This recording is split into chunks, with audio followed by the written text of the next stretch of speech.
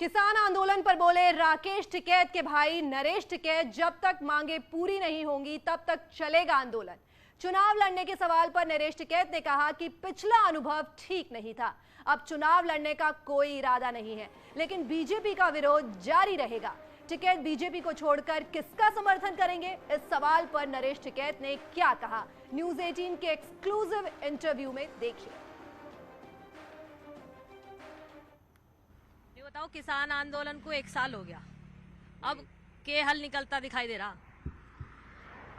नहीं, हल तो सरकार की जो जिद्दी रवैया है, इतनी तो उम्मीद नहीं थी सरकार से जितना इन्होंने काम वो कर दिया। 1 साल होने को है, 7-8 दिन रह गए, तो कम से कम सोचना तो चाहता है किसानों के साथ में, जो अन्नदाता है इनके साथ में इस तरह का इन्होंने जो व्यवहार कराया, तो कहीं ना कहीं इलेक्शनों में इसमें फर्क तो पड़ेगा। सरकार की जो किसान की तो जो कुछ परेशानी हो रही है किसान को तो हो रही है, पर सरकार की कितनी छवि खराब हो रही है। अच्छा, तो तुम यूँ कह रहे हो कि अब जो चुनाव आ रहे 2022 में, जिसमें पश्चिमी यूपी में तो असर पड़ेगा इस आंदोलन का? है नहीं, और क्या इसमें इस सरकार की बड़ाई थोड़ा ही करी जाएगी। जब सरकार ने इतनी वो कर रखी बात, तो कहीं ना कहीं तो फर्क तो पड़ेगा। सभी आदमी, ज़्यादातर 80% आदमी, 75-80% आदमी खिलाफ है, तो इसका तो इलेक्शनों में फर्क पड़ेगा। और जनता पर तो ये इलेक्शनों की बात है, जनता तो वोट की चोट देने का वो है जनता पर, और तो कुछ वो है नहीं। हाँ। तो टिकैत साहब, मैं कई गांव में घूम के आई, सबके न्यू कह रहे हैं हाँ भाई ठीक है, किसान बैठे, किसान आंदोलन मुद्दा है, सही बात है, लेकिन चुनाव अलग है। नहीं, वो तो मर्जी है लोगों की, ये थोड़ा ही हम चुनाव थोड़ा ही हो रहे। ये तो चुनाव में आदमी जनता देखेगी क्या वो होगी बातचीत। हमें तो कुछ इसका वो नहीं ना, हम कोई चुनाव प्रचार कर रहे हैं ना कुछ ऐसी हुआ है। अच्छा, तुमने एक इसमें ही रैली में ही, सिसोली में ही रैली थी महापंचायत, उसमें तुमने कही कि हम चुनाव लड़ेंगे, बात सही है? नहीं, हमने तो कभी नहीं कहा। नहीं कहा। एक रैली में सिसोली में ही महापंचायत कुछ नहीं, हमने नहीं कुछ कहा। पर एक तो बताओ, ऐसा क्या हमारे पर कोई प्रतिबंध थोड़ा ही है कि भाई कुछ ऐसा काम होगा कि तो जी अभी तो कोई विचार नहीं, कुछ नहीं, कोई मन में नहीं कुछ बात है चुनाव लड़ने की। अच्छा, तो एक तो बताओ जी, 403 विधानसभा क्षेत्र है, वे है सीट है, तो आखिर हमारे पे क्या कुछ ऐसा प्रतिबंध है? ऐसी तो कुछ लड़ सको हो? नहीं, कुछ नहीं, इस बारे में तो कोई विचार करा ही नहीं हमने। अच्छा, अगर इलेक्शन लड़ना इतनी बुरी बात है तो ये क्यों मारामारी हो रही, फिर तो ये सभी चुप बैठ जा। अच्छा, पर हम ये चाह रहे, बात ठीक चाह होनी। इलेक्शन एक अपनी जगह अलग बात है। हम तो ये महसूस हुआ इलेक्शनों की, भाई इलेक्शनों में कितनी वो है, एक हाथी के दांत दिखाने के कुछ और, खाने के कुछ और है। हमने इस सरकार को पूर्ण समर्थन दिया, पूर्ण बहुमत की सरकार बनवाई, और यह सरकार सबसे किसान विरोधी साबित हुई। हम यही कह रहे, बातचीत इस तरह की बात क्यों है, किसानों की इतनी अनदेखी क्यों है? किसानों के साथ हमारे तो सपने थे भाई अच्छी सरकार बनेगी, किसानों की बात सुनी जाएगी, तो क्यों नहीं बात सुनी जा रही? एक भी मुद्दे पर नहीं बात हुई। कोई मुद्दा तो ऐसा होगा जिस पर बातचीत हो, कुछ वो हो।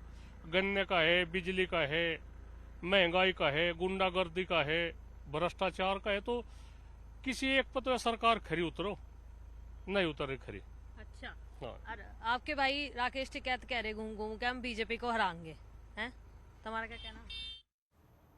और लखनऊ से ये बड़ी खबर आ रही है, आज बीजेपी में एसपी बीएसपी के 10 एमएलसी बीजेपी में शामिल हो रहे हैं। सभी आज बीजेपी मुख्यालय में बीजेपी की सदस्यता ग्रहण करेंगे। सीधी तस्वीर आपके टीवी स्क्रीन पर। और लोकसभा के भी चुनाव लड़ चुके ऐसे नरेंद्र भाटी जी आज भारतीय जनता पार्टी को शामिल हो रहे हैं। हमारी संवाददाता अनामिका हमसे जुड़ रही है। अनामिका, आज बीजेपी में 10 एमएलसी बीजेपी में शामिल हो रहे हैं, सभी आज बीजेपी मुख्यालय में बीजेपी की सदस्यता ग्रहण करने वाले हैं, क्या अपडेट? आप विधान परिषद के गोरखपुर से देखिए, जिस तरीके से बीजेपी का लगातार कुंदा बढ़ रहा है, आज 4 जो एमएलसी हैं उनको ज्वाइनिंग कमेटी की ओर से बीजेपी में शामिल होने की अनुमति मिली है। लिहाजा आज 4 एमएलसी, जिसमें पहला नाम है रविशंकर सिंह उर्फ पप्पू, जो कि बलिया से आते हैं, इसके अलावा सीपी चंद जो गोरखपुर से आते हैं, इसके अलावा रमा निरंजन महिला एमएलसी समाजवादी पार्टी की, इसके अलावा नरेंद्र भाटी जो कि पूर्व मंत्री भी रह चुके हैं। ये 4 एमएलसी समाजवादी पार्टी के आज बीजेपी का दामन थाम रहे हैं। बीजेपी का कुनबा बढ़ रहा है और लगातार बीजेपी में शामिल होने वाले लोगों की संख्या बढ़ रही है। लिहाजा आज 4 एमएलसी समाजवादी पार्टी से बीजेपी में शामिल हो रहे हैं और उनकी बीजेपी में ज्वाइनिंग का कार्यक्रम भी चल रहा है। इस मौके पर दोनों डिप्टी सीएम भी मौजूद है, प्रदेश अध्यक्ष भी मौजूद है। बेशक तो इन नेताओं का कद बढ़ाने का प्रयास किया गया बीजेपी की ओर से। हालांकि बीजेपी में इनका भविष्य क्या होगा, ये आने वाला वक्त बताएगा। फिलहाल ये चारों ही नेता आज बीजेपी में शामिल हो।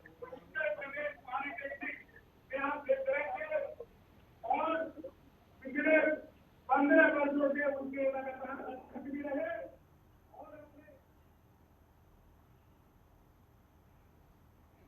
कुर्मी समाज के जो संगठन है उसके आप राष्ट्रीय उपाध्यक्ष हैं आरपी निरंजन जी, वो भी आज पार्टी में शामिल हो रहे हैं। मैं माननीय प्रदेश अध्यक्ष जी से, माननीय उप मुख्यमंत्री जी से, दोनों लोगों से, दिनेश शर्मा जी से, केशव जी से कहेंगे कि सॉल दे करके इन लोगों को आप दे दीजिए, हम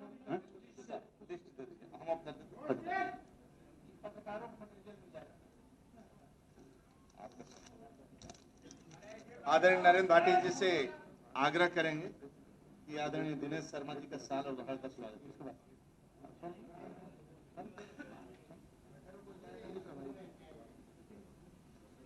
आप अपने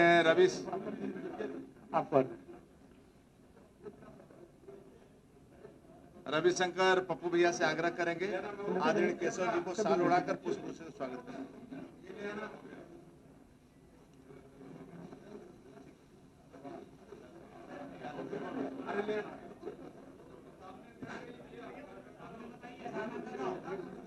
आरपी रमा निरंजन से आग्रह करूंगा कि आदरणीय केशव जी का स्वागत। नहीं अध्यक्ष जी का हो रहा है।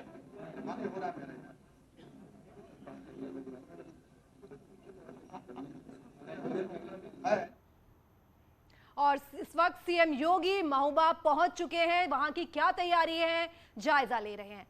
ये सीधी तस्वीरें आपको महोबा से, सीएम योगी आदित्यनाथ महोबा पहुंच चुके हैं और वहां हो रही तैयारियों का खुद निरीक्षण और जायजा ले रहे हैं।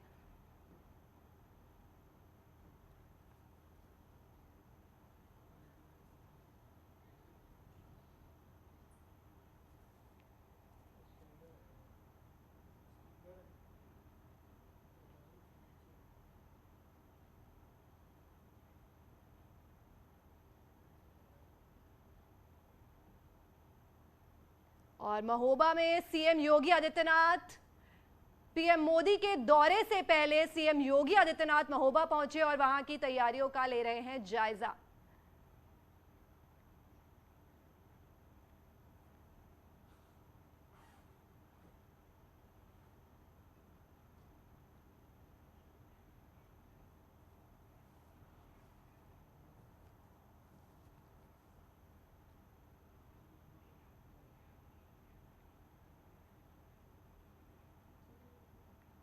देहरादून से खबर है, सीएम पुष्कर धामी ने अपनी सरकार पोर्टल को लॉन्च किया। पोर्टल के जरिए लोगों को मिलेगी करीब 75 सर्विस। उत्तराखंड सरकार शासन के हमारे कार्मिक सचिव श्री हैंकी जी और इसके अपर सचिव और डायरेक्टर के नाते जो काम करते हैं श्री आशीष जी, सामने बैठे हुए हमारे अमित जी, हमारे प्रमुख सचिव अभिनव कुमार जी, रविंदर जी और डीएम साहब यहाँ के देहरादून के, हमारे पराग जी समेत सभी उपस्थित हमारे सभी अधिकारीगण और हमारे इस कार्यक्रम में विभिन्न जिलों से जुड़े हुए सभी हमारे आदरणीय विधायकगण, हमारे जिलाधिकारीगण, हमारे जिन्होंने इस पोर्टल से जो अभी तक लाभान्वित हुए हैं या जिनको इससे सहायता मिली है, ऐसे सभी उपस्थित भाइयों एवं बहनों, सभागार में उपस्थित हमारे सभी पत्रकार मित्र, सभी छायाकार बंधु, सभी इलेक्ट्रॉनिक मीडिया, प्रिंट। और यहाँ रुक रहे एक छोटे से ब्रेक के लिए।